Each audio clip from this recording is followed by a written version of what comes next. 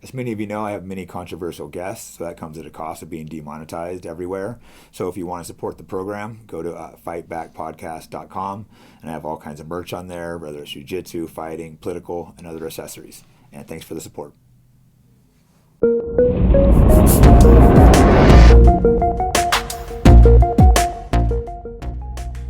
Here with David Icke. We actually filmed a few months ago. Unfortunately, that was the one time I screwed up and didn't record the episode. So we talked a lot about a bunch of issues, but we were talking about Trump, Alex Jones, Elon Musk. You were telling me these were bad actors. I was kind of unsure at the time. All of these guys have showed that you were likely right, which is unfortunate. I don't want you to be right in this situation, but it's looking like you probably are. So I guess let's start with Trump, since he just did something so crazy. Comes out and says he's going to take basically the Gaza Strip and take it for America, and then likely hand it to Israel. I mean, what are your thoughts on that? Well, I don't want what I say to be true either. I'd rather it not be. But all I'm doing and all I've done all along is what I've always done. I've looked at people that put themselves forward in positions of power, and I've checked if they're genuine or not. And I don't care if they're of the left or of the right or of the center. The same process continues. And, I've been tracking Elon Musk for years before he bought Twitter. So I knew allowed to buy Twitter. Yeah. So I knew it was a scam, and very quickly the nature of the scam became clear. And I've been calling out Donald Trump since he was first running for president in 2016, when again, a lot of the so-called alternative media, there is a real alternative media, and then there's the one that calls itself that, were going with Trump. And it was clear to me when he started off, I think it was about the best part of 20 other Republican candidates going against him for the nomination. And I watched even the Republican establishment saying, "Oh, we don't want Trump," and then I watched him being promoted and picking off these different candidates until he eventually won the nomination. And when he won the nomination to run for president, I thought, this guy's the chosen one. This guy's got to bloody win. And then he goes against Hillary Clinton and, of course, wins. And when he ran for president this latest time, again, my instincts were this guy's going to win. Because what you see is not what you get. And this is the basis of the PSYOP, Jake, for me, and has been almost from the start. You have an agenda. I'm talking about the so-called deep state, what I call the global cult, because you've got to think globally. Yeah. You think about states alone, you're going to lose the plot. It's a global cult that operates through all these different countries. If you you think on that global level and you look at the global agenda, the fundamental bottom line of the whole thing is to have a human society that is totally controlled by artificial intelligence, and to have the human brain and the human body connected to artificial intelligence, so AI becomes the human mind. So instead of forming your own thoughts, and there's a lot more to know about that, AI will form them for you. And it's what I call the totalitarian tiptoe. You're seeing AI coming in and becoming more and more and more fundamentally part of society. This is the game. Yeah, it's moving quick too. But you had a left, shall we say, a left-right, it's a one-party state, but you had a left, a belief system that's called left, which is basically the woke left. It wasn't the left that I remember when I was growing up. And they basically bought this whole AI thing. They're the smartphone generations and what have you. And they have, they're more at peace with this technological transformation, summarized by Google's Ray Kurzweil, when he said that by 2030, now that's a key year and it's important in terms of who's in power in the run up to that. By 2030, AI will be connected to the human brain, or in his words, connected to the cloud, which is this technologically generated electromagnetic field that is being generated from the towers, like 5G towers, but crucially, if you want a global field, a global cloud, it's coming from space and low orbit satellites. I wonder who's involved in that. Yeah, right. And the brain chips and... Yeah, exactly. So you have the left, and they're pretty much going with that. But you still have in the real alternative media, but you had in the rest of it, a skepticism, a deep skepticism often, about this AI takeover. And you had people pointing out that Elon Musk was running a transhumanist agenda to this very end. Because, this global cult, it plays the long game. It has a script which it follows as closely as it can. Yeah. And so when Elon Musk came out years ago and said AI could be the end of humanity and it's very dangerous, what he was doing was positioning himself as the good cop of AI against the bad cops like Klaus Schwab and Ray Kurzweil and Bill Gates. But what's happened since, and I keep saying to people, don't listen to the words, watch the actions. The actions tell you what the game is. And so ever since he said that, he's been rolling out and promoting more and more AI. So you had this whole vast number, really, of people who they had to bring on board with this whole AI agenda, who were, let's call them pushbackers on it. Yeah. So how do you do that? Well, you make people who are pushing that agenda your friend, or you make people think they're your friend. So what you do is you have your Elon Musk with his companies pushing this agenda, not least SpaceX, and as you say, Neuralink with the brain chips, and Tesla with the driverless cars, which is massively part of this agenda. And they track you too. It tracks everywhere you go. Yeah, exactly. And of course, the tracking from the low orbit satellites. We know about Starlink and all that, but we also have a version of that produced by SpaceX Musk, specifically for the government and the military. So, I mean, yeah, they're going to use that with integrity, I'm sure. So how do you bring them on board? Well, you let Musk buy Twitter, and you let him buy it because you think in black and white, you've lost it because it's not like that. It's much more subtle. You've got to think outside the box. So if you think in black and white, you say, well, that Elon Musk, he believes in free speech and he bought Twitter and he's let these people back and he's a good, he is. Okay, well, let's look at it another way.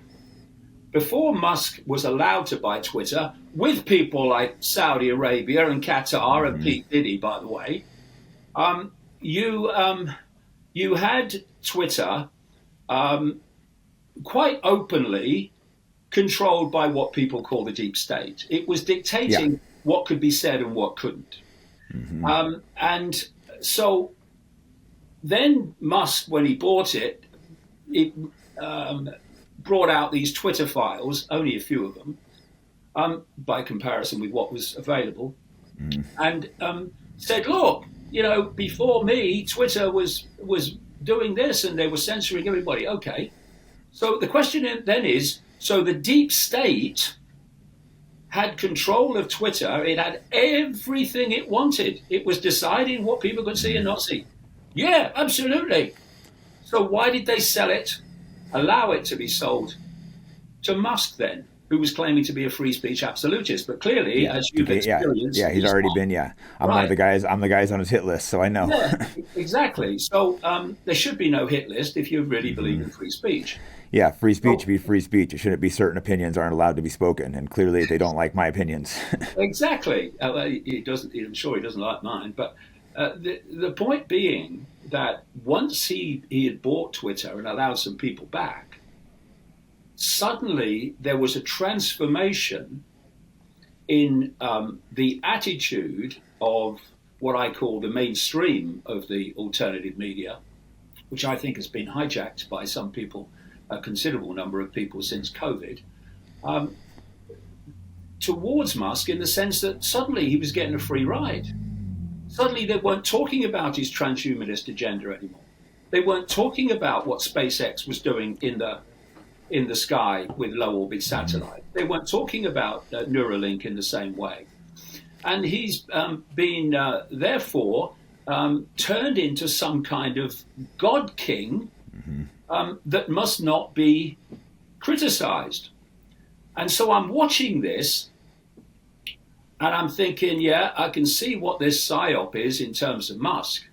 But then the Musk psyop becomes fused with the Trump psyop. Yeah, they're tied in together now. And you again, thinking outside of black and white. Don't look at the words. Look at the outcome. The outcome tells you about the sequence of events leading to the outcome. So he is suddenly, before he was announcing his presidential candidature, he was raided by the FBI at Mar-a-Lago. And then came a series of court cases. And the outcome of that was massive support for Trump from people who said, see, they're trying to stop him. They don't want him to win, so we must support him. The point is, what's been the outcome, Jake? Yeah, he's gotten more popular. The more court cases, the more, and I was thinking that too. I'm like, they're doing so many court cases, the more they do, the more it makes them popular. And part of me wondered, is this intentional? But what's the outcome, mate? They've all gone away. Yeah, no, I was thinking that too. Yeah, they disappeared. So it is kind of weird. Like, where did they all go? They've all disappeared. And then you had the assassination. Let's say I have a lot of questions about that. And on that assassination attempt, and on that very day that happened, Trump was supported immediately by Elon Musk. Almost by reflex action. Oh, I'm supporting Trump now. This has happened. And what's gone on since, of course, is that Musk has put in hundreds of millions of dollars to get Trump elected. And he has imposed himself centrally in the Trump administration. And he's currently running riot, a man who's completely unelected. One other thing that's obviously gone on, Jake, that you will have obviously noticed, is how these Silicon Valley billionaires all switched. They all switch. I definitely noticed how they all switched to Trump. That's what I'm saying. Yeah. How can we trust this guy when all the worst people have all become Trump supporters? The AI billionaires of Silicon Valley have circled their wagons around Trump, and look, You look at the FCC, the Federal Communications Commission. That needs to give permission for SpaceX and these low orbit satellites. Yeah. As a result of the Trump administration coming in, a mate of Musk is now heading the FCC. Oh, wow. Then you have, and that's not the only mate of Musk in a significant position that would benefit him. But this is the other thing.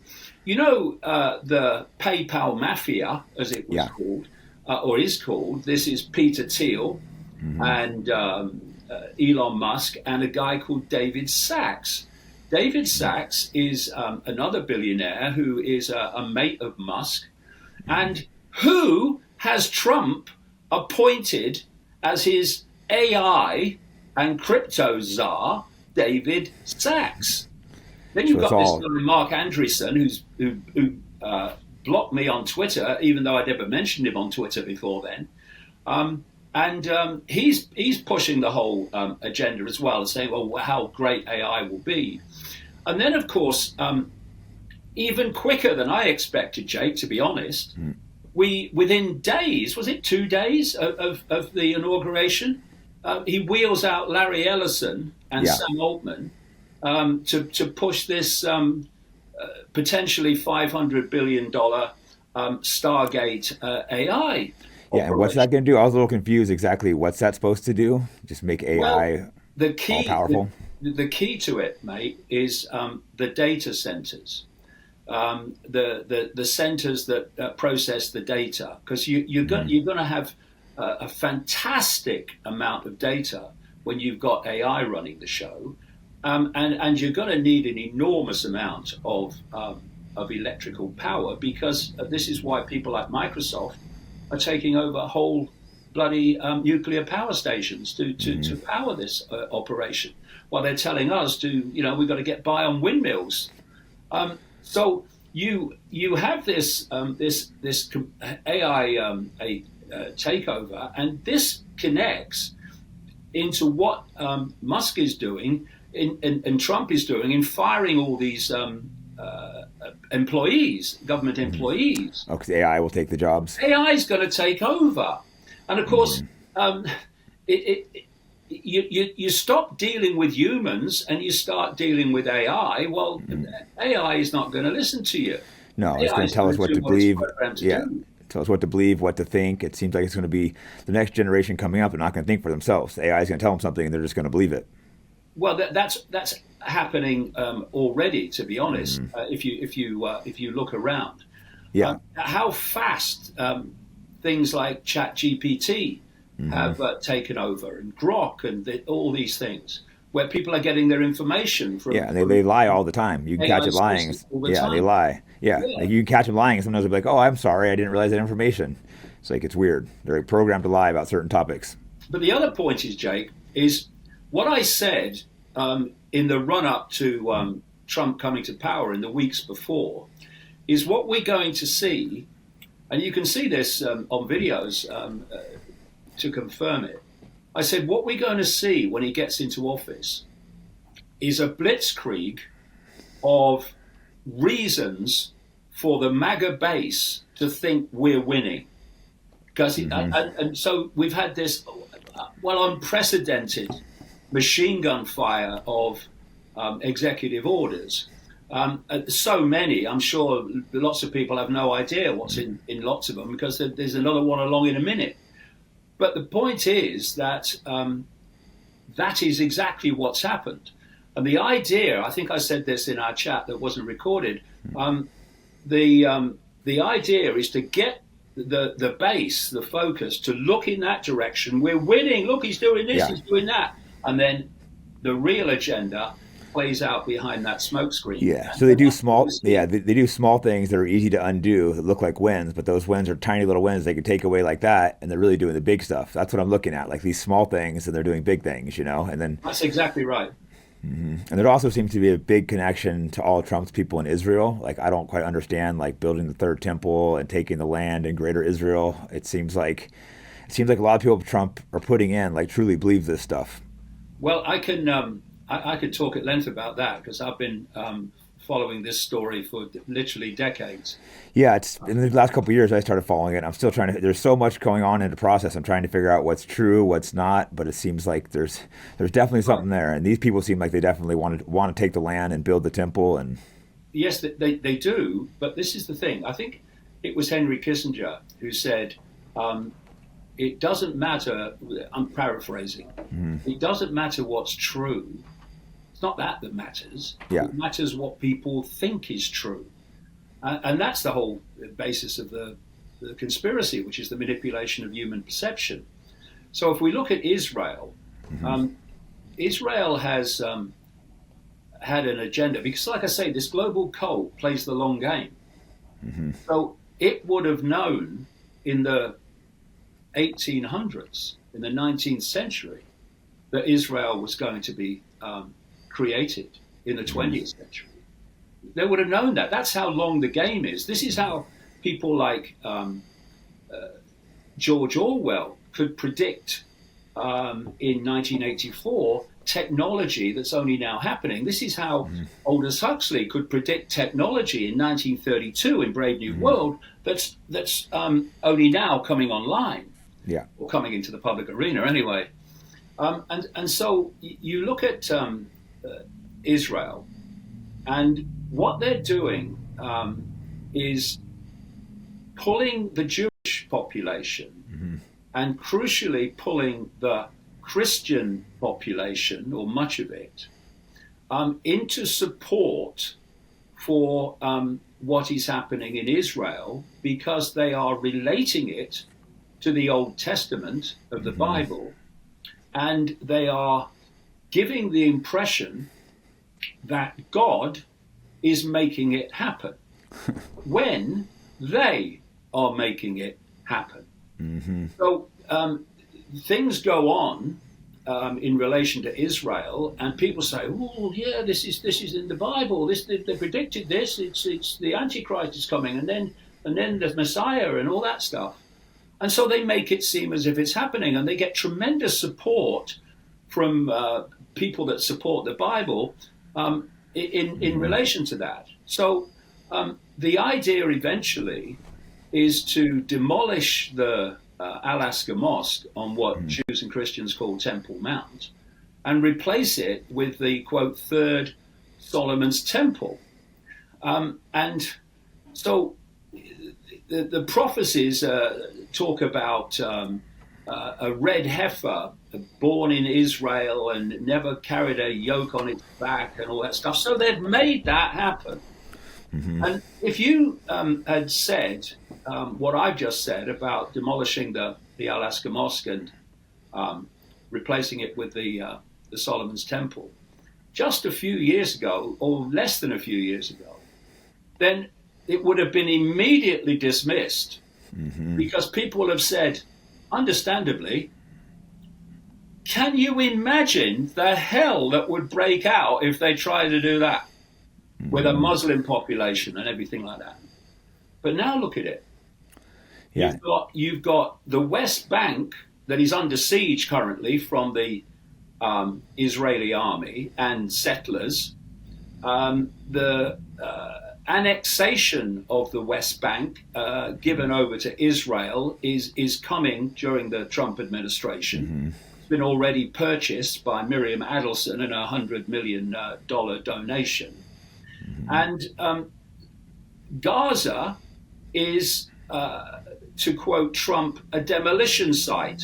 What he doesn't mention, it's a demolition site because of the Israeli army using American weapons. And as a result of that, now they're saying, "Ooh, we're very nice, we are, we're very kind. We don't want any more killing." In other words, Mr. Trump is saying that if they don't agree to leave to Jordan and Egypt, they're going to get killed until they do. So you have this proposal you mentioned by Trump to move them out and to create a Riviera for the rich in Gaza, and so suddenly the opposition, any opposition with a dominant Israeli army, supported unquestionably by Trump, where's the opposition going to be when they start to choose to demolish the Alaska Mosque and replace it with Solomon's Temple? And there's a lot more to this. And what you've got is an inner core of this inner core. You might call it the Jewish mafia, the Sabbateans and the secret society operatives that control people like Netanyahu.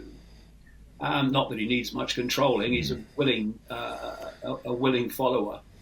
And they are driving this. Now, they know it's a load of crap. They know they're making it happen. Yeah. And then you've got the mass of the Jewish people, particularly in Israel, that are programmed from cradle to grave to believe what this inner core wants them to believe. Yeah, most of them are just being plain wrong. Are chosen people. Chosen people of God. God is making it happen. God is bringing us the third temple. It's all prophesied. And also that the world hates them. The world's against them. And therefore, if you fall for that, you look to your authority to protect you from what you are convinced is danger. And I remember seeing a documentary. It was done by a Jewish guy, and I've never been able to find it again on the internet. And it was a Jewish guy, and he did his documentary in Israel about exactly that, how people, kids, are programmed from the earliest age to believe this stuff. And if it's all you've ever heard, there's a good chance you're going to believe it. Yeah, I think they're trying to drive people to hate them too, because like they're bombing, killing kids. You say something, and they're like, "Oh, you're an anti-Semite." So they start trying to drive, I think, people to hate Jews. Exactly, and I remember there was a young girl in this documentary, and she said, "We know the rest of the world hates us." So, well, I don't hate them. I'll challenge what they're doing vehemently, but I don't hate anybody. What's the point? What you hate, you become. And what you fight, you become if you go down the same roads and behaviour as those you're fighting. So this is what is happening. And then there's another group of Jewish people who don't buy any of it, who see through it all. Yeah. And that's why it's important not to say it's the Jews, but to say it's actually these people that are driving it. Yeah, it seems like Jewish mafia or something else, whatever you call them. It seems like something behind the scenes, a small group of them that are manipulating it all, and a lot of other Jews go along with it because they're manipulated. Yeah, and it's a ridiculously small number that are doing it in full knowledge of what they're doing. And that is staggering, of course, when you play that across the number of Jewish people in America, where it's 2% of the population in totality, never mind this inner core, which is tiny by comparison, who end up in positions of power in government after government, Democrat or Republican. I've listed in some of my books the Obama administration and the Trump administration and the Biden administration, and it's absolutely bloody extraordinary. Just look at the Biden administration and who was in the positions of all the top positions just happen to be Jewish, which is a little weird. Now, of course, what you have is a blatant situation where, excuse me, over here, the ratio is crazy. If this was Chinese people or black people or Asian people, there'd be hell to pay. What's going on? So what you do, as you have already pointed out, is you invent something called anti-Semitism, when most of the people that are Jewish are not Semites at all. Especially people like Netanyahu, they come out. Yeah, that's interesting too. They're not Semites. That we know the people that sold land, and they were atheists. They didn't believe in God. They said God gave them the land. Competing at the highest level has taught me the importance of supporting my body so I can always feel and perform my best. Unfortunately, we're seeing a generational decline in men's testosterone due to lifestyle choices, diet, and environmental toxins. This can lead to fatigue, diminished strength, reduced libido, mood swings, and overall loss of vitality, keeping you from feeling like your best self. That's why I recommend Men's Edge from Neutronics Lab. It's more than just a booster. It combines Finnegeek, IGF-1, and NO2. Sign up for AutoShip today and receive 50% off every order. Visit Neutronics Labs now and use the code FIGHTBACK for an additional 10% off your first purchase. Methylene blue has been used for over 100 years for medical purposes and recently surged back into popularity. It has been shown to help repair brain tissue and improve memory, cognitive function, energy, and mood. Research suggests that methylene blue could have neuroprotective effects, possibly aiding in conditions like Alzheimer's, Parkinson's, and depression. Go to MerakiMedicinal.com and use the promo code FIGHTBACK for a discount. Yeah, well, this is one of the things I pointed out in the books, Jake, over the years, is there's this inner core has complete contempt for Jewish people. Mm-hmm. I mean, what do you say? I think they do for all religions. What do you say about a Netanyahu who openly admitted that he allowed Pfizer to use Israel as a laboratory for its fake vaccine? Yeah, that was a good one too. I think I wasn't really following you back then, I don't think, but I imagine you were probably. Actually, I saw a little of your stuff. I think you were spot on. You realized it was a complete joke. That's when I started paying attention to news. Before I was fighting, but I could look at it and I could see there was no virus traveling through the country, and everyone was melting down. And it was like there's nothing. There's not even a real virus. The flu disappeared. Everyone says I'm crazy when I say there's no virus, but people were only dying from like respirators and drugs they were giving them. And I think you saw that right away. You were the only other people saying there's nothing here. That's actually when I first saw you. I said that in April 2020. Mm-hmm. There is no virus, and I think that's immediately I was deleted from all the main internet platforms, and it was spun as if I was saying, and I've heard this repeated so many times, including by Joe Rogan actually, mm-hmm. that what I said was the virus was caused by 5G. I never said that at all. What I said was that 5G can cause symptoms similar to what are claimed to be the alleged symptoms of COVID, which is actually true. What I said was, which got me banned, was there is no virus. And why this is important, and why I keep calling it out to this day, is because, they don't care. When I say they, I mean this global cult. If you believe the COVID virus came from a wet market, or if you think it was leaked from a lab in Wuhan. As long as you believe there was a virus. To you, the virus exists, so therefore there's something to respond to. And once you realize it's all a scam, and you hardly need to look too far when, as you just mentioned, flu disappeared worldwide when COVID came. And no one questions that. They just act like it's not a big deal, but it's like there was no virus. People act like I'm insane when I say that. But early on, I said I can't catch it because I don't believe in it. Can't catch something you don't believe in. Yeah, and if you, as I was saying to people, they were saying, I've got COVID or I've had COVID. I said, okay, so what were your symptoms? And they give me the symptoms. And I said, do you know what you'd have said before this started? You'd have said, I've just had the flu, right? So flu disappeared. And this is the thing about the whole COVID hoax. You've got to stop thinking in black and white. And think outside of the box and look at the evidence and don't come from a preconceived idea. Because one of the things that happens, and the alternative media falls for this a lot, is they know that when they put out a PSYOP narrative, that not everyone's going to buy it. Yeah. They especially since the emergence of the alternative media, which didn't exist when I started out, that there's people in ever greater numbers that are starting to look at these things. Where's the conspiracy? Well, they're not if Trump says it, but if anyone else says it, they are. And so what you do is you give them a conspiracy to gnaw on the bone. It's just the wrong conspiracy. That's where So Alex Jones comes in. yeah. So what I'm seeing now, Jake, as you would have seen, is people quoting the CIA as saying the virus came out of a Wuhan lab leak.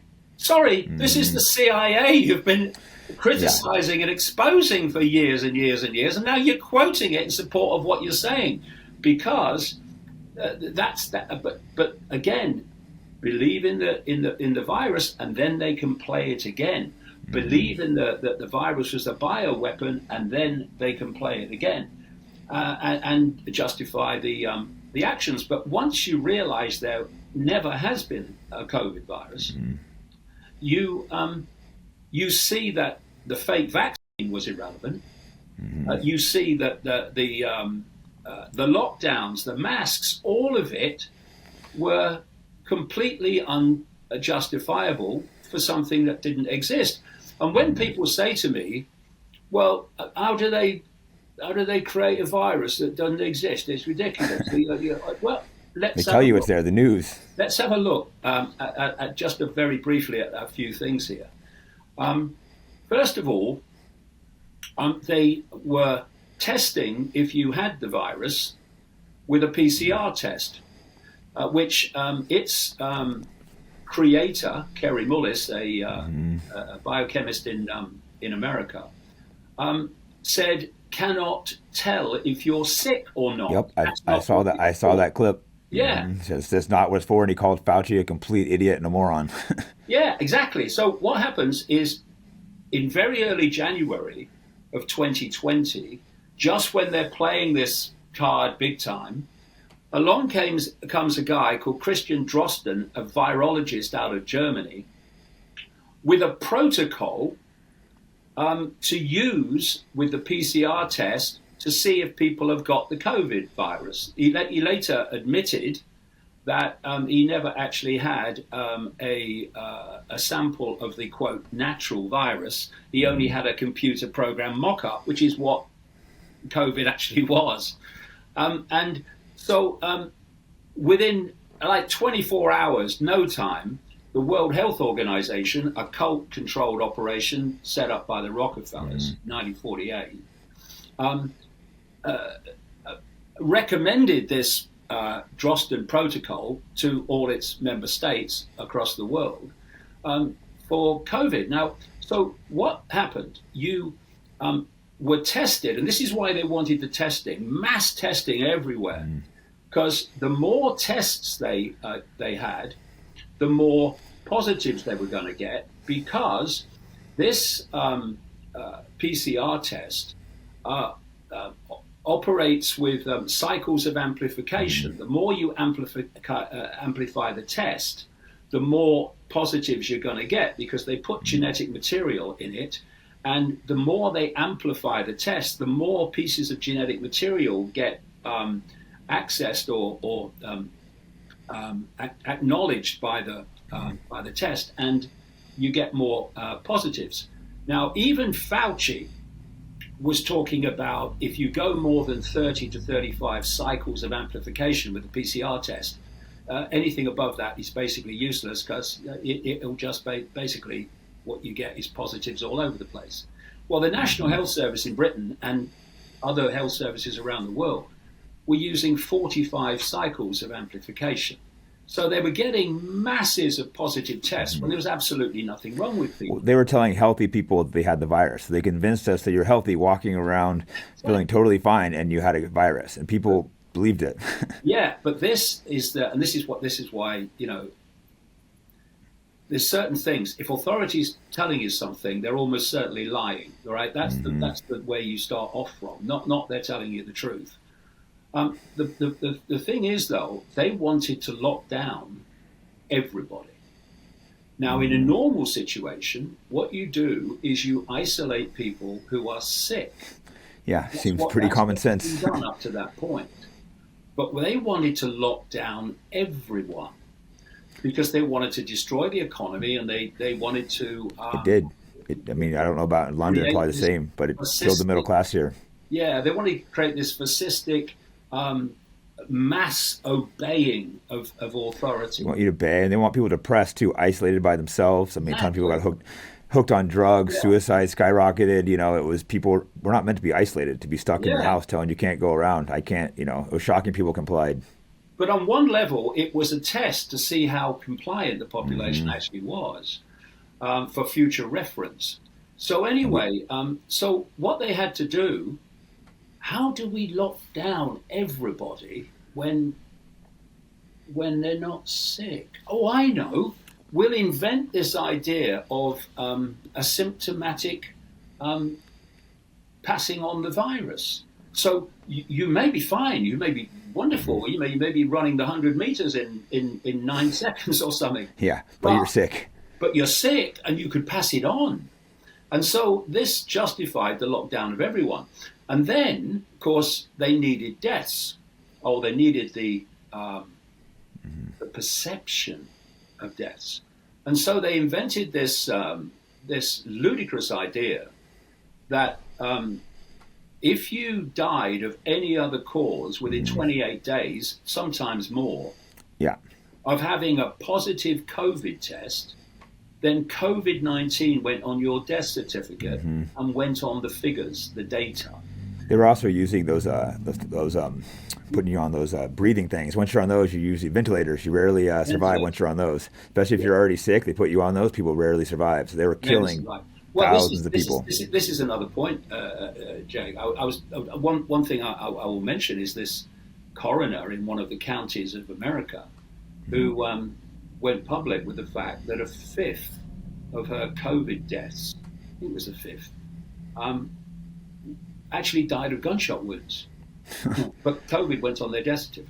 What you had in America were financial incentives to hospitals, which went like this: $4,600 for every patient that you diagnose with regular pneumonia, $13,000 for every patient you diagnose COVID-19 pneumonia, and $39,000 for every patient you put on a ventilator, which, as you rightly say, Jake, would almost certainly kill them.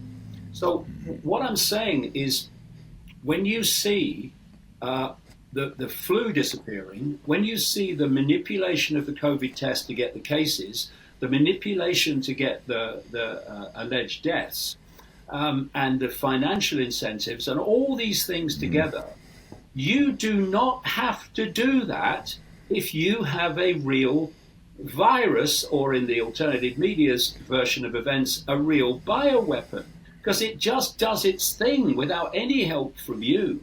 But what you have to do if you don't have a virus, you just want to give the illusion of one, is you have to do all these things. Hmm.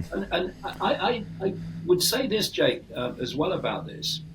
I've been tracking this global cult now for, I'm coming into my 36th year, full time. And one thing you know about them is their mentality is terrified of states of flux, Hmm. where it can't call the outcome. It's terrified of them because Yeah, it wants to control everything. And if you look at the mentality of control freaks among the population, they're always insecure people who want to use control to give them that sense of security of controlling events. And so this is why they want to control all sides in an argument so that they know what the outcome's going to be before the argument starts or the game starts. yeah. And They that control. mentality is never in the world going to release a bioweapon virus that it can't control, that's going to kill Exactly. people it doesn't want to kill. So the idea of not having a virus but giving the illusion of one gives you total control, because you Yeah. can invent your variants of the variant whenever you like, because you don't have to have one. Exactly. And they don't want to release something that could kill them and their loved ones. So they, it makes them complete control. I want to switch it up a little bit with a kind of unusual question. I've noticed these elites, right? They seem to really believe, like they constantly mock religion and gods and stuff, but it seems like they believe something. You watch, like, Epstein, his towers. They have like these owl gods and these temples. Bohemian Grove, they're burning like sacrilege also of an owl. Like all these elites seem to almost worship these some kind of demons or something. Like, what's your take on all that? Well, I've been researching this for decade after decade after decade. I mean, how long have you got? Yeah, I got as longest. I just know this. Yeah, I know. I've heard you speak on this a little bit, but not in depth. And it's something that I've noticed that's been. It seems like they truly believe that there's something out there they're working with, and they want us to believe there's nothing. Okay, the origin of the control of humans is not even in this dimension. It's outside of this dimension, and it's a non-human force. And these satanic secret societies are worshipping and doing the bidding of that non-human force. The non-human force operates outside of the human band of frequency, which is all this world is. It's a band of frequency. Yeah. And they need, therefore, operatives within the human band of frequency to play out the agenda of the other dimensional, demonic, in terms of how we perceive demonic entities. So this global cult, which is a global network of secret societies, fiercely compartmentalized, so only a few know the real story, is doing the bidding and playing out an agenda on behalf of a non-human force operating outside of the human frequency band. Now, this starts to explain so many things. I started to look at the ancients who were doing human sacrifice rituals. Yep. To the gods. And then as I came into this in 1990 and got deeper and deeper into it very quickly, I realized that these rich and famous people in politics and entertainment and business and government were taking part in satanic rituals, sacrifice rituals, often children, to these entities. And of course, the penny drops very quickly. Hold on a minute. Mm-hmm. What they are doing the sacrifice to, these modern billionaires and others, are the same entities that the ancients called the gods all over the world, and we're doing human sacrifice to. Yeah, often children too, and it's just all kinds of different time periods, different cultures, and it was really weird when I went down this human sacrifice rabbit hole that so many different places did it, and it was always the same. The gods always wanted children or virgins or warriors. It's a little strange.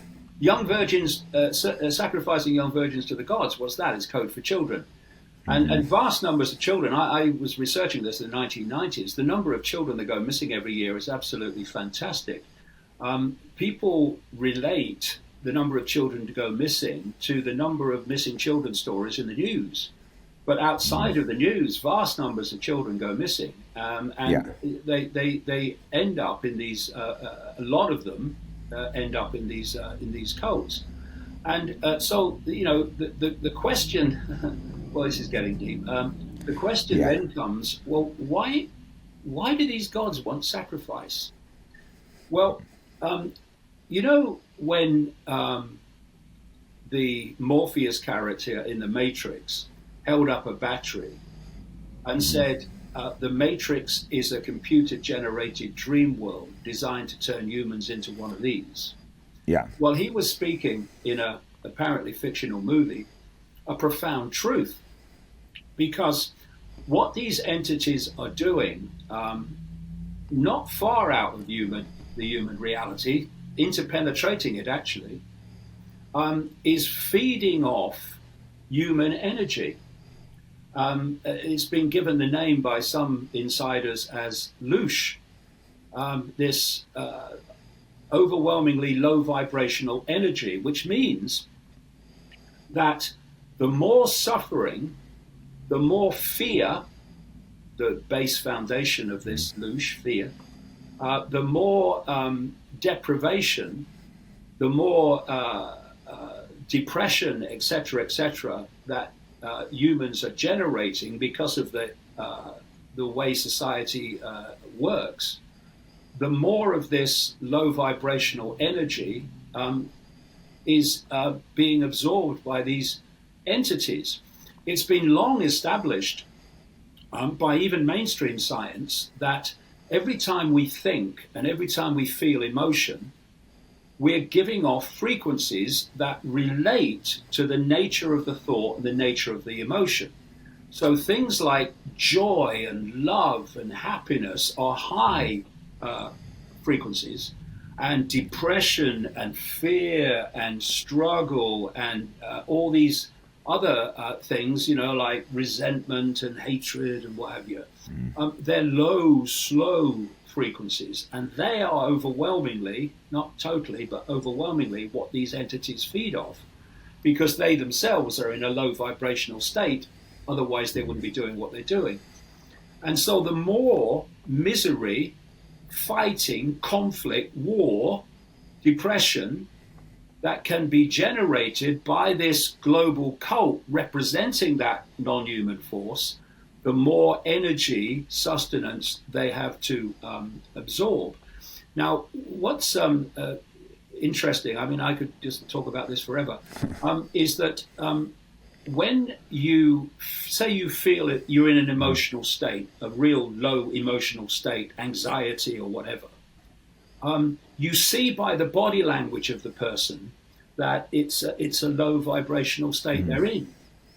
But you can't see the frequencies that the person's giving off as a result of that, because that is operating outside of human sight, those frequencies. And those frequencies are going in to this other realm where these entities are, the demons of the Bible and the jinn of the Islamic belief system, the archons of the Gnostic belief system. They're all they all have different names for the same thing. The common themes are fantastic, but these energies, these frequencies we're giving off, are going into this other dimension. That's why we can't see them, and they're feeding off it, which brings us back to the reason for the sacrificial rituals. When I looked at these things and I saw that they were making a gift, a sacrifice to the gods, obviously my first thought is, well, what do the bloody gods get out of it then? And then you realize when you get into the deeper levels of the fact that they are basically feeding off human low vibrational emotional energy and mental energy, is that when they do these rituals, these sacrifice rituals, and when you talk to people who've been involved in them, often against their will, or people that have seen the light eventually, they tell you that they're doing the same rituals now in terms of the way they do them that they did in Babylon and Egypt and the ancient world, because of the effect that it has. So what they do is they build up the sacrifice, the terror in the sacrifice, because terror is a extremely powerful low vibrational energy. Of course it is. Imagine, you're a kid and you're in one of these rituals and what have you, and what's going on. And so these entities are feeding off that terror. That's the gift to the gods, and that's why they're sacrificing them. And when they eventually, reach the conclusion, what happens eventually is that the terror releases an adrenaline into the blood in response to the terror. The terror is going out as a frequency, which is being absorbed by these entities, but it also causes this adrenaline to enter the blood. And that is adrenochrome. That's what these people are actually carrying out the sacrifice in this reality, in the satanic rituals. That's why they drink the blood, because it has this adrenaline in it, which is like a drug to them. It gives them a high. And so, when you get deep into this, and, you do have to, when you're researching this, I did find this myself in the 90s when I started grasping this in about 1995, you have to take a step back emotionally, because the horrors are unspeakable. But what it tells you is this: don't let anyone say they would never do that. No, you would never do that. They are sacrificing children to their demonic gods. Do you think they care about you? Do you think they care about your life and your children's life? They couldn't care bloody less. They just got to convince you they do, so you vote for them, but they couldn't care less. And so then you say, well, how can you possibly come up with a fake vaccine that you know is going to kill all these people and destroy the health of all these people? How can you come up with a vaccine and play it out in places like Africa that sterilizes children so they can't have kids of their own? How can you do that? Oh, okay. I tell you how they can do that. The mentality that sacrifices kids can do that. This is what we're dealing with. And one of the hardest things to get across, Jake, over the years has been the pure level of evil that we're dealing with. I mean, if you have a smear of empathy, you cannot do what Netanyahu's doing in Israel decade after decade. And this is one of the things about this mentality, it's just important to get across. If you look at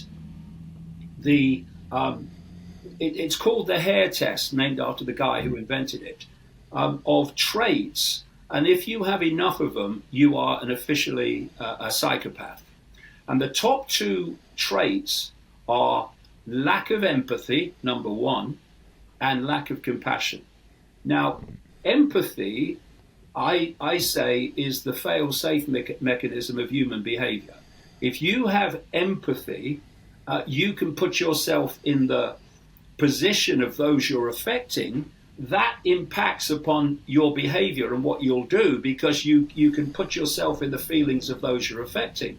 Mm-hmm. If you have no empathy, you have no emotional consequence for whatever you do. And that's the mentality of the people we're talking about. And that's why they can do what they do. And not only not have an emotional consequence, they can get off on it. Gives them a thrill. Yeah, it's weird. I haven't done a lot of research on it, but the little bit I have done, something that really struck me as odd is all the kids told the exact same story. It was almost identical. And it sounds so ridiculous to be true, but then you have 10, 15 people, or probably a lot more than that, the ones that I saw, all telling almost identical stories of how the rituals were done.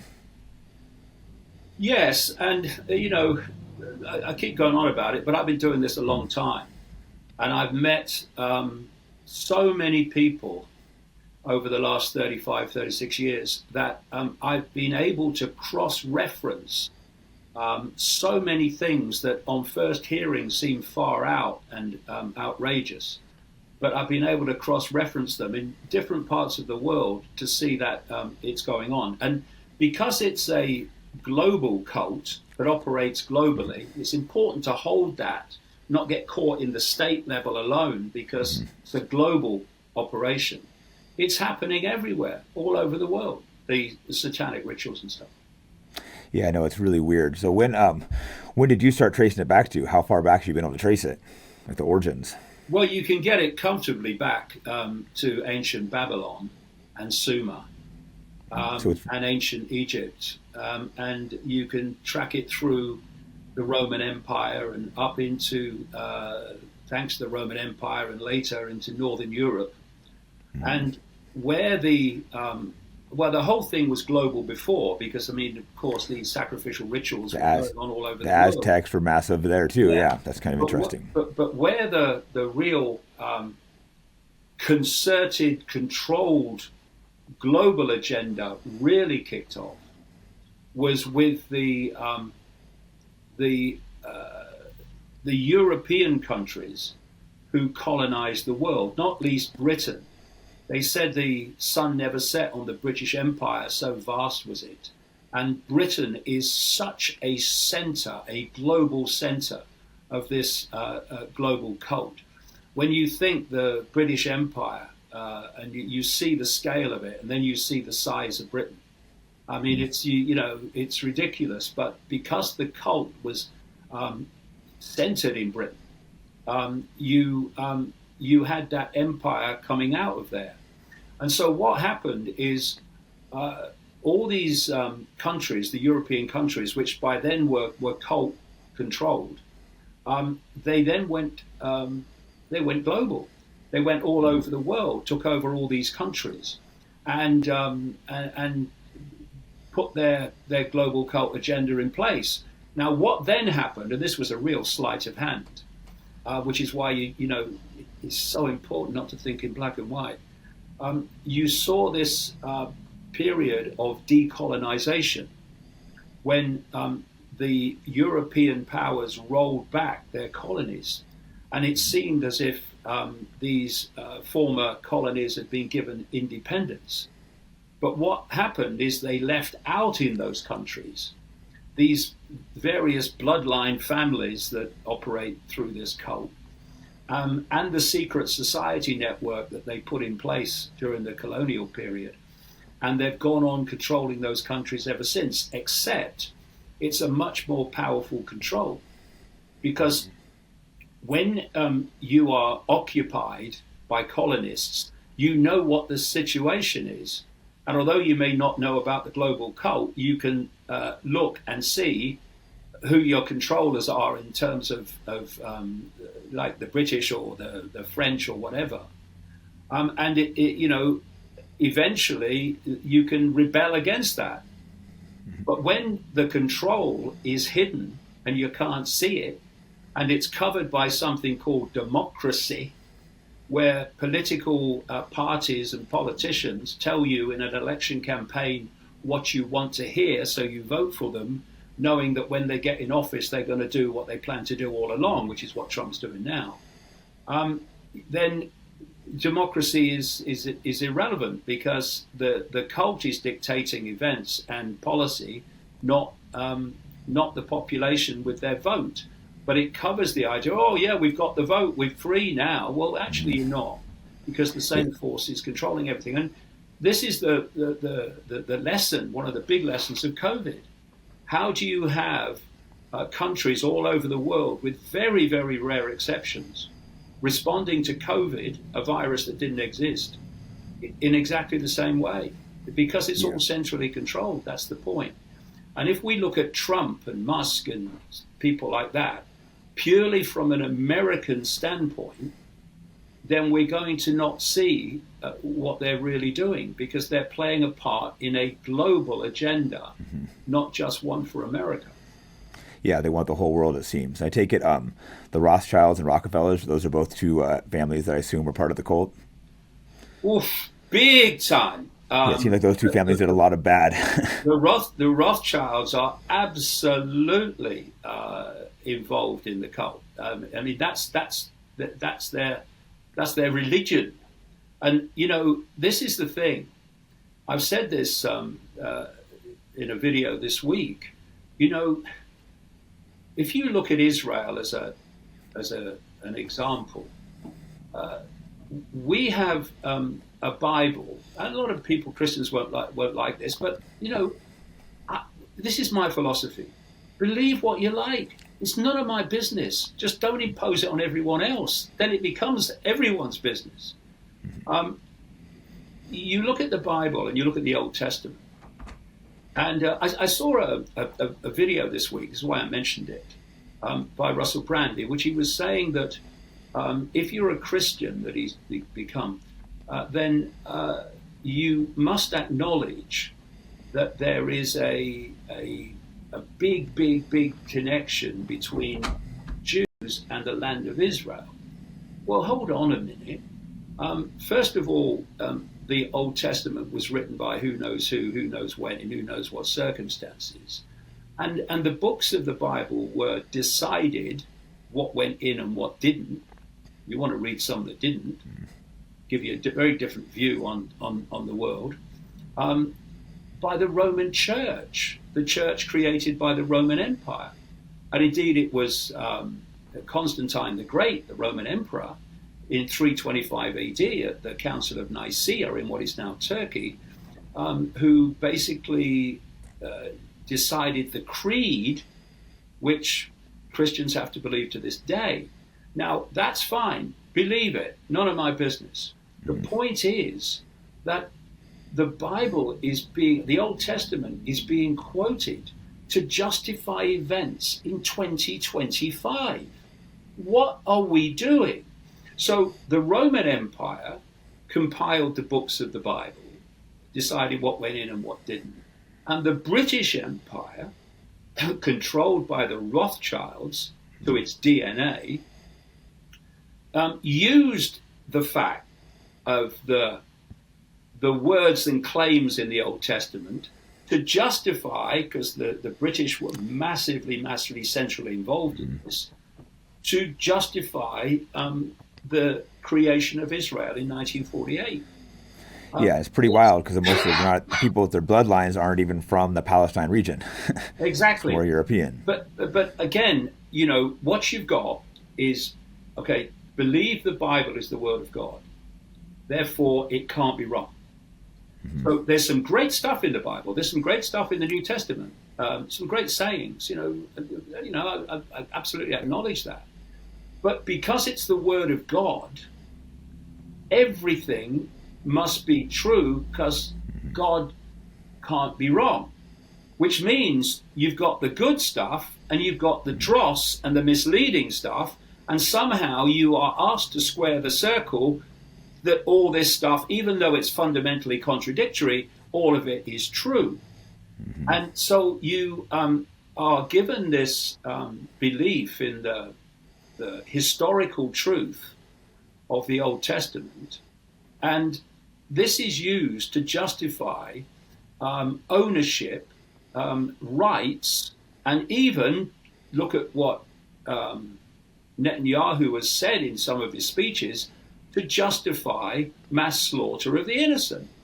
It's ridiculous that this is still going on in 2025. But this is why they are trying and succeeding at the moment in making the biblical prophecies appear to play out, because it pulls all the Christians in. Yeah, the Christian Zionists is a big problem in the U.S. These guys, they believe this blindly because the Bible tells them.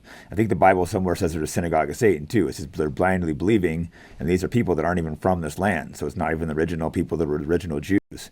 And they have these people that, they went out, they want to build the third temple and do this, and they say God's chosen people. And it's like, how do we get these people to wake up? That seems like that's a big problem for the U.S. control. Well, I have described not just the Christian religion, but all religion. Muslim religion, Hindu religion. I've described it as the greatest form of mind control ever invented, and so is politics. Politics is you've got left versus right. Yeah, you've got 8 billion people, and a few, and it is by comparison to the 8 billion, a few. At its inner core, it's tiny by comparison. You have a few who are dictating the lives of the 8 billion and the direction of the world. Now, purely from a mathematical point of view, that is impossible. So what you have to do is divide and rule the population and set it at war with itself. And the biggest, one of the biggest divisions is belief systems, whether they're political belief systems or religious belief systems or whatever. So you divide the target population so it doesn't come together in unity and see you off and realize that you're actually a house of cards. You've got no power at all that the population doesn't give you in the form of acquiescence. So you look at religion, and you look at any religion, not talking about just one, and you look at politics.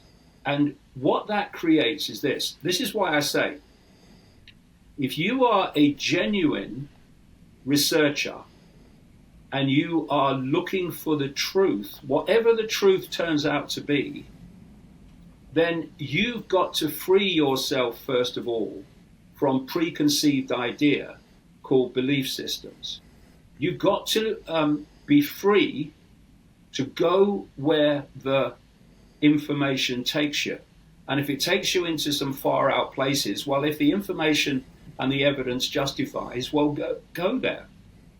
But what happens when you have a rigid belief system, whether it's left or right in politics or some religion, is it creates immediately massive numbers of no-go areas where you will not research and you will not go, because if you go there, you know that your belief system could come under threat and challenge.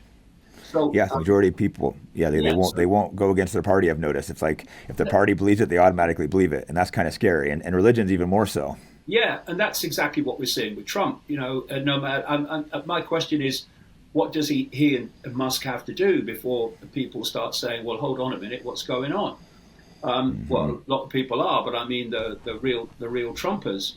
But the point is that if you have massive no-go areas where you won't go, and this thing with Russell Brand is a classic. He's equating, because he believes in the Bible, he's equating that there is a justification for Jews being in Israel because the Old Testament says so.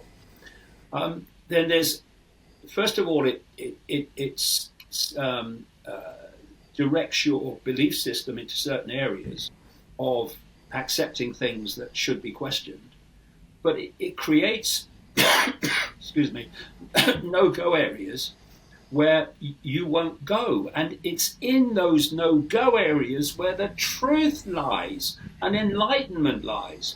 And so we've got to free our minds, get a blank sheet of paper again and say, anything that gets on my piece of paper in terms of how I see things, it's got to earn its place by evidence and by information, and not it's crazy pure belief. And what this tells you something, Jake. You know, of 8 billion people, 5.4 billion either recognize themselves as Christians, Muslims, or Hindus. Mm-hmm. Now, if you are born in the Hindu part of the world or a Hindu household, any part of the world, you're almost certainly going to be a Hindu. Yeah. Mm-hmm. If you're born in the Middle East, you're almost certainly going to be a Muslim, and in Muslim families around the world. Mm-hmm. If you're born in the southern states of America, there's a heck of a chance you're going to be a Christian. Now, this tells you something. It means that people are not coming to their own conclusions on the basis of the evidence. Their conclusions are being formed, programmed by their environment and all they've ever heard. Now, if you are looking at someone with an open mind, then they would be born in a household that's strictly religious, but their open mind would start to question, and they wouldn't actually buy it. But that's not what happens. And so religion is programming. It's what you've been brought up to believe. See, if you get a vehement Christian, an extreme Christian evangelist in the southern states of America, say, if they were born in the Middle East or in India, they would be equally vehement evangelical promoters of Islam or Hinduism. This is the ridiculous thing. We've got to take our minds back. And I said in a post this week, you know, Schwab talks about the Great Reset. Well, what we need to respond to that is another great reset, a great reset of the human mind and human perception. So we start to clear ourselves of this perceptual programming and start to reach our own conclusions and not what others tell us we must have.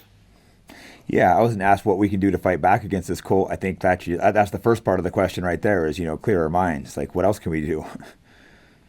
Well, I mean, you know, they don't divide and rule us for a bit of fun. They do it because without that, it's over. Hmm. Because in unity, they can't sustain it. And I would say this as an example. What they're trying to do all the time is getting us to give our power to them. That's the whole basis of it.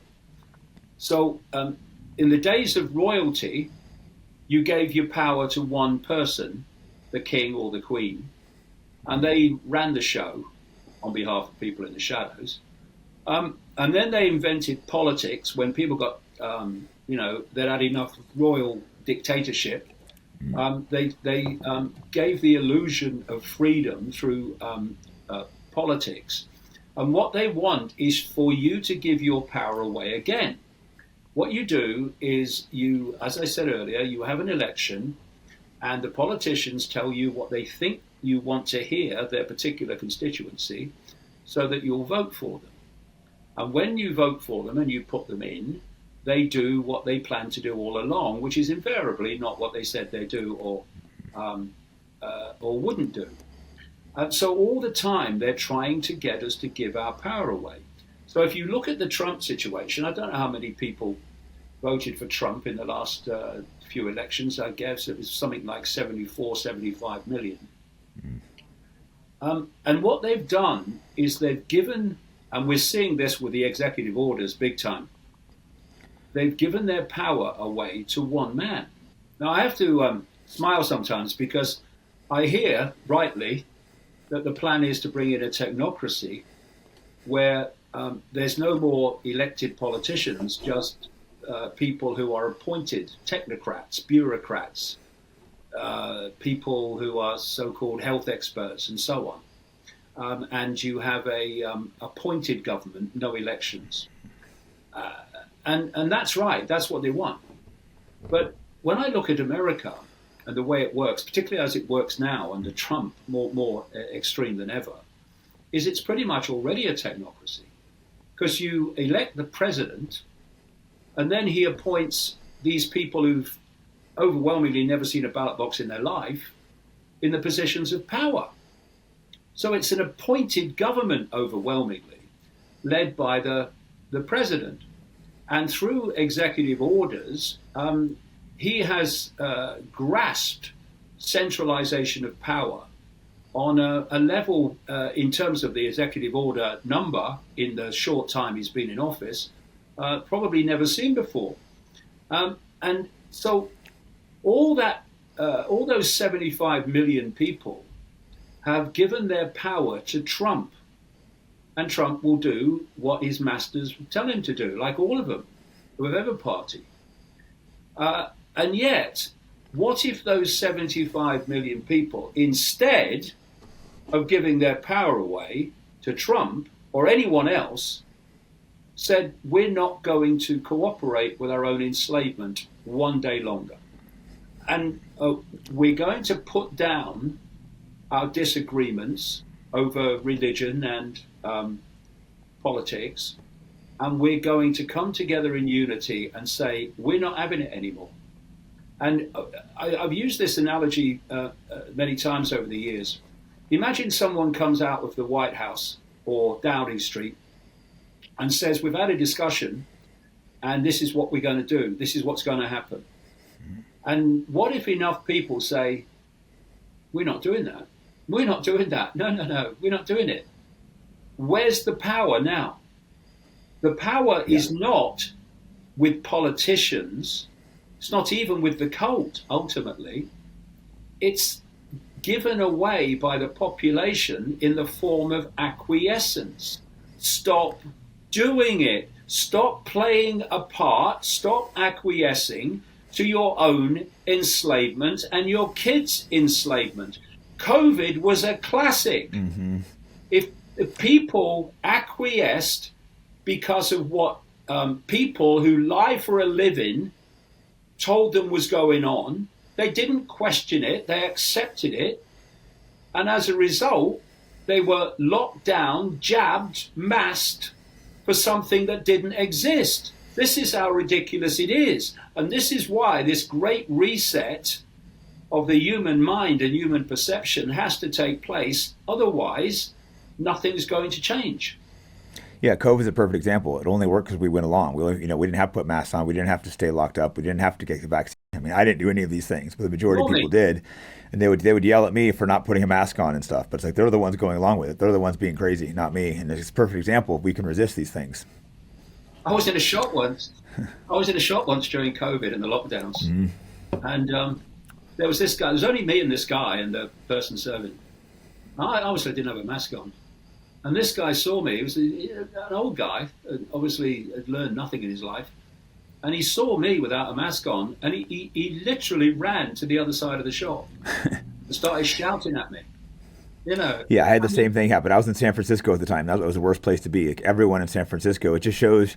It's weird that it showed what politics you were is what you were believing. If you were left wing, you automatically wore a mask, and some people on the right didn't. Perfect example of belief systems. And that was when I was like, this is insane. I was in the worst place. Everyone in San Francisco just went along with it, and they thought anyone that wasn't was evil just because of the politics. So, I mean, luckily the conservatives went against it a little bit. Yeah, I tell you one of the things, Jake, that has frustrated me since COVID is so many people that bought it then came into the alternative media and started becoming the go-to people on COVID. It's extraordinary to watch. There's a guy called Brett Weinstein, and there's an interview he did during the COVID, where he's describing to the interviewer what he does to protect himself from COVID. Apparently, he's some kind of biologist or something. Think outside the box, Brett, please. And what he did, he had a bandana around his neck, and he said, "I keep this around my neck all day, so that when I answer the door, I can pull it over my face." He said when he goes out, he puts glasses on to protect his eyes from the virus going in through his eyes. And every time he comes back from going out, he changes his clothes and washes the clothes he's been wearing while he was out. And suddenly I see him on the Carlson show and the Joe Rogan show being interviewed as some kind of expert on bloody COVID. I mean, it's, the people, if you look at it, it was the people that didn't buy COVID, overwhelmingly, not everyone, who has become marginalized in this new alternative media regime. And it's ridiculous. I mean, look at the people who saw it before, not the people after. Surely they're the people to give an opinion on what's going on now. Yeah, even Joe Rogan went along with it for a while. Everyone look at him. They look at him as like, oh, he was the guy against COVID, but for like months he went along with it. It wasn't until I think he got it that he finally realized that it wasn't a big deal. I think he hit out for months first, and they push him as like he was early on it, but he was late. Yeah, but of course he didn't get it. He got something, he didn't get it. What are your symptoms? Oh, that's the flu. Flu, cold. That was his whole point. Oh no, I'm not really sick. It was just like, it's not a big deal. It was like a mild cold. Exactly. So you were scared this whole time. And even when I went on his show, he still wanted me to take a test. And that was like a year and a half later. I was kind of like, I don't really want to take that test. God. And he didn't make me take it, but it was kind of weird that he asked me to take a COVID test. And this was, I don't know, this was a year after he had it. It was way past COVID. Well, this is the point, you see. This is why, I've been doing this for a long time, and this is why it's so frustrating. When you see people coming in now, I love new people coming in. Oh my God, do I love it? Because the more the merrier. It means we're expanding the knowledge base and communication base. Fantastic. What I'm challenging are the people that have come in who know nothing about the big picture, who bought COVID and bought so many other things, and then become the go-to people to tell you what's going on. How can they tell you what's going on when they don't bloody know?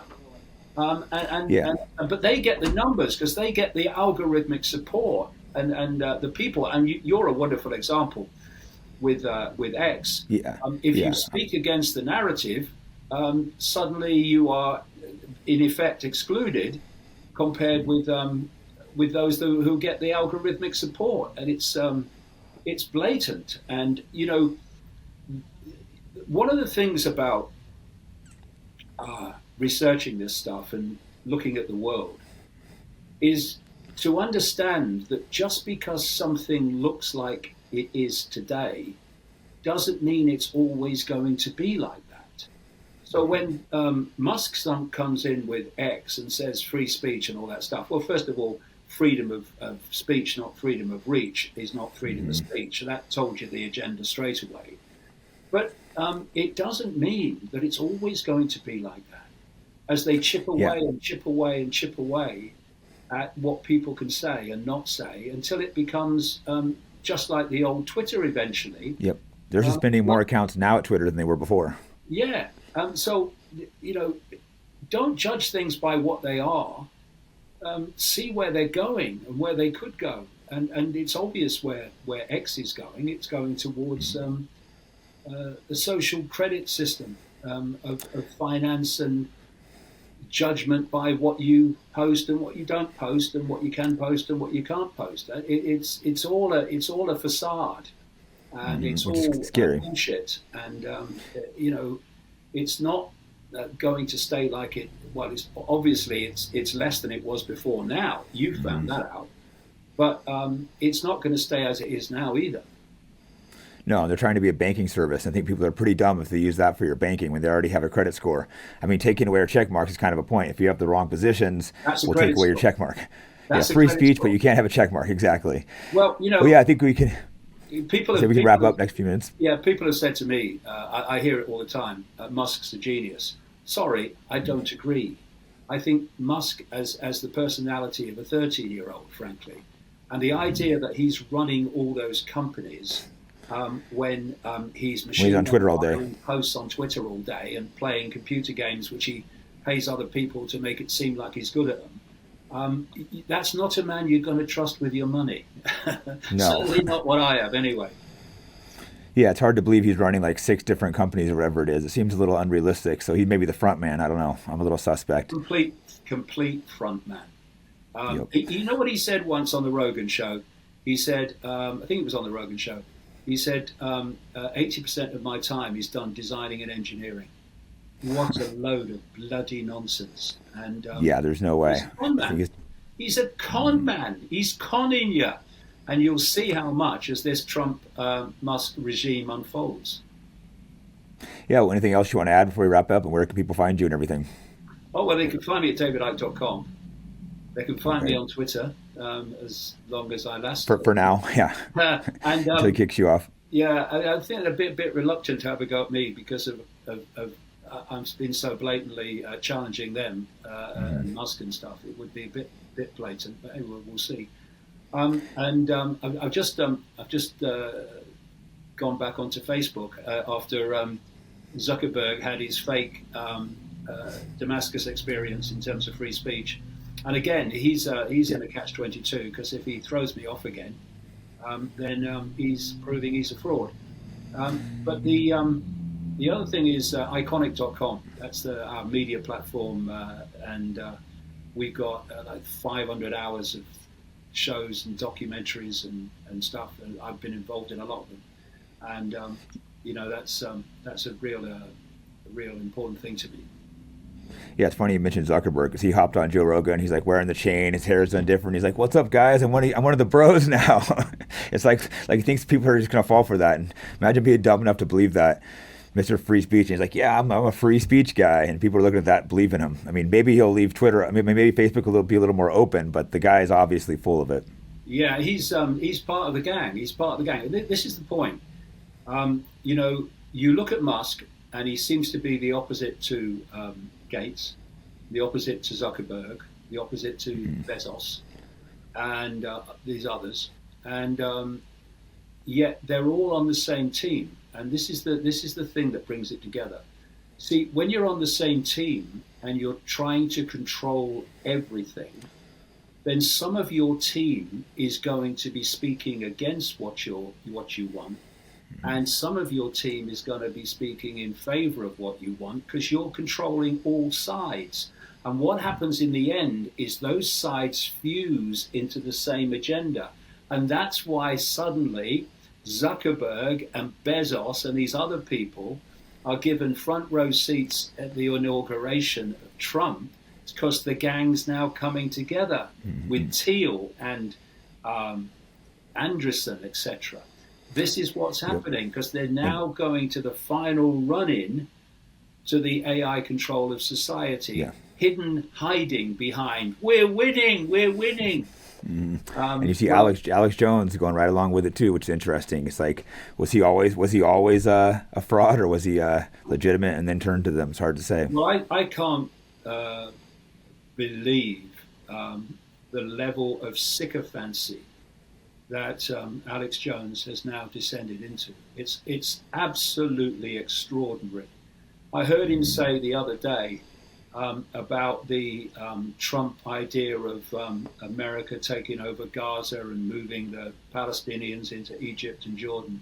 Oh, it's just his opinion, he's a right to his opinion and all this stuff. Well, he's president of the United States, mate. But no criticism of Trump, no criticism of Musk. In fact, eulogization of the king, the God King Musk on Infowars these days.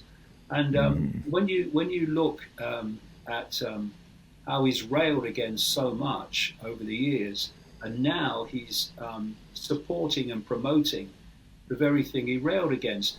I saw him post something a few weeks ago where he was suggesting, because of course Musk said it and Trump said it, so Alex must say it, that the Canadian people should be given a vote for whether they want to be the 51st state of America. This is the guy who was railing, as I was and still am, against the North American Union, which is the fusion of Canada, United States, and Mexico, which was running in the 1990s, and we were pushing back against that then. And it's a push for more globalism. If you look at a map of the world, which was a wish list map by the Club of Rome, another big-time cult operation, which is behind the climate change hoax and so much more. It breaks the world up into regions. And guess what the region in your part of the world is? Canada, Mexico, and the U.S.? No, it's United States, Canada, and Greenland.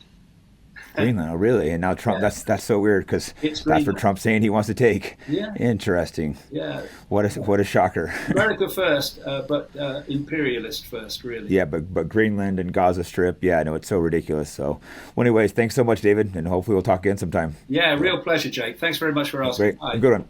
Go.